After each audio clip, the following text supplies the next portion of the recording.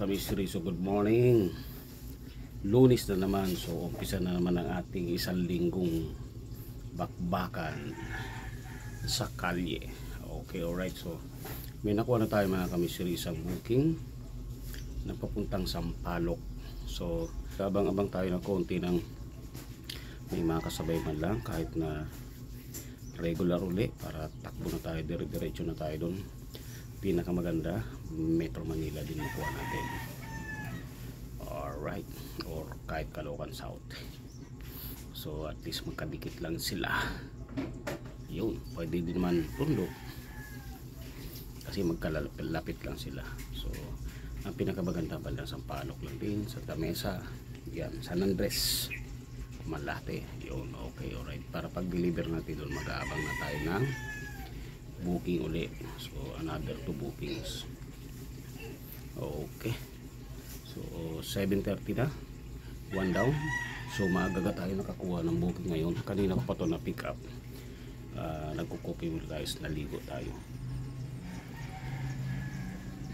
Okay, alright. So abang-abang tayo mga ka-mystery. Sana masundan ka agad. Alright, yun mga ka-mystery, so almusal muna tayo para may baon tayong lakas sa ating biyahe. Alright, yun o, ang pansit bato sa Bicol, pansit habab sa Lukban, itlog. Yun, alright. So let's eat mga ka-mystery. Yun, samantalahin ko na pala habang maaga pa mga ka-mystery. Sa hindi pa pala naka-subscribe sa aking channel, please paki-like, share, at paki-click ang notification bell para ma-notify ka sa mga upcoming video na ma-upload ko sa aking channel, at paki-subscribe na rin. Alright, good morning. Yo, kumusta mga ka-mystery? So nasa biyahe na tayo, nandito na tayo sa San Miguel Avenue sa Ortigas. Yun, so inaantay natin ang delivery natin. So pababa na daw, antay na natin mga ka-mystery. Right. Kahit pa paano mga ka-mystery, 3 biyahe tayo. Bali pang-4 pala ito. Dahil nung nag-drop off tayo ng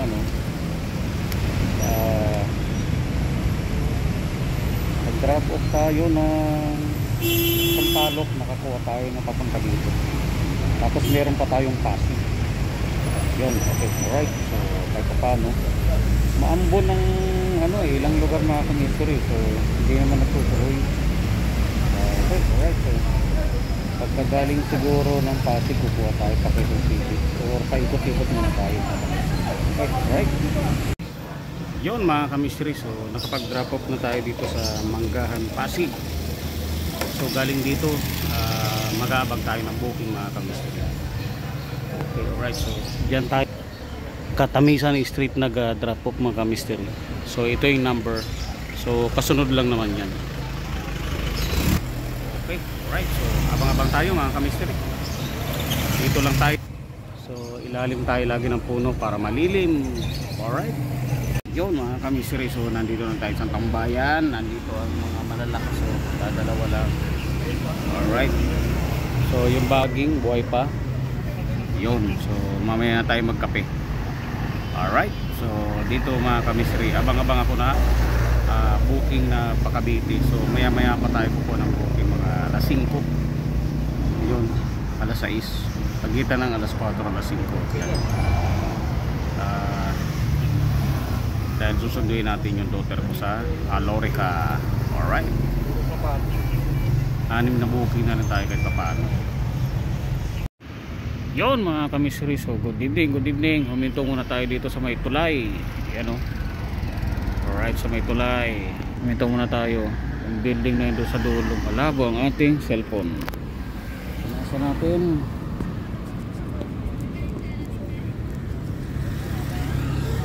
Luminaw na ba? Ayun, luminaw na, malabo. So dito tayo mga ka-mystery sa Tulay, along Jokno Boulevard. So sunduin ko yun. Yung sa building na yun, no? Alorica, yun pala yun.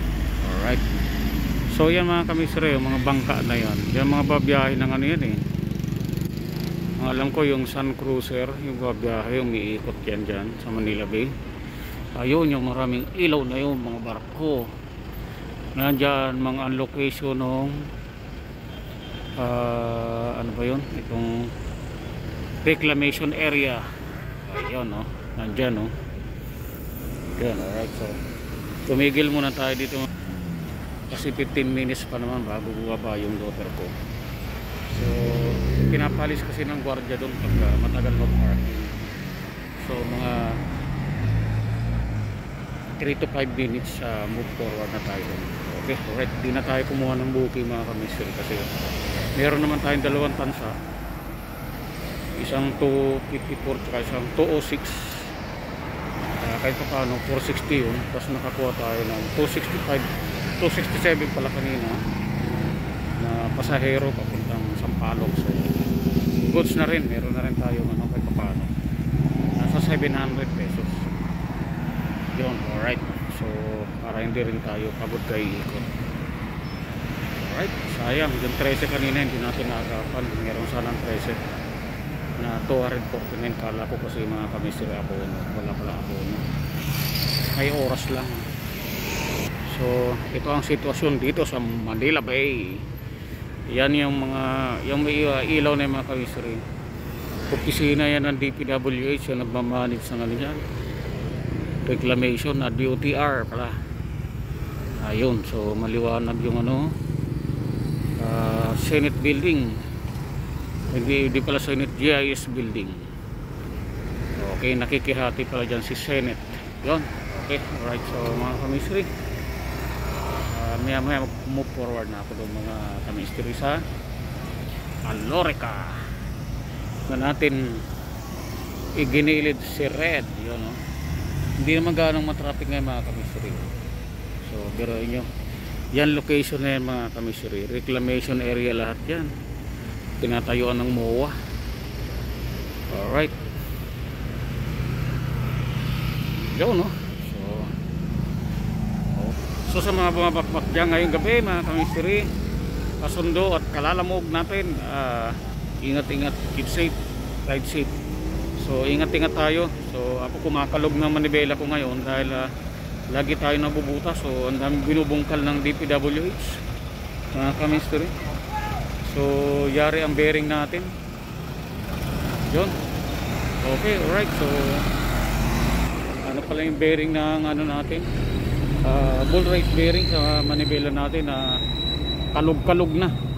So i-schedule natin to mga next week, mga kamisri. Sa linggo yung ating tensioner muna, tapos sa next week yung natin,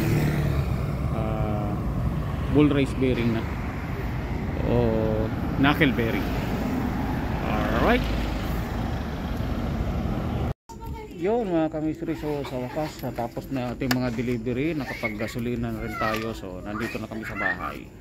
Alright, so narinig ko si Ali Girl maingay. Okay, alright, mga kamisiri. So pahinga na kami ni Red, kaya peace, I'm out.